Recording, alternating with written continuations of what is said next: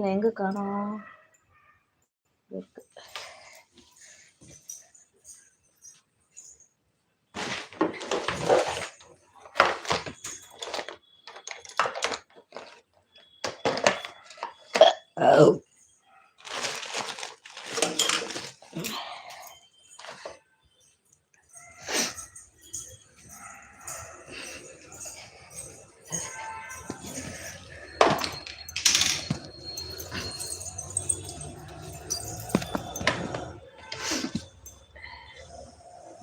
நேற்று நான் 2 ப்ளவுஸ் தைச்சேன்.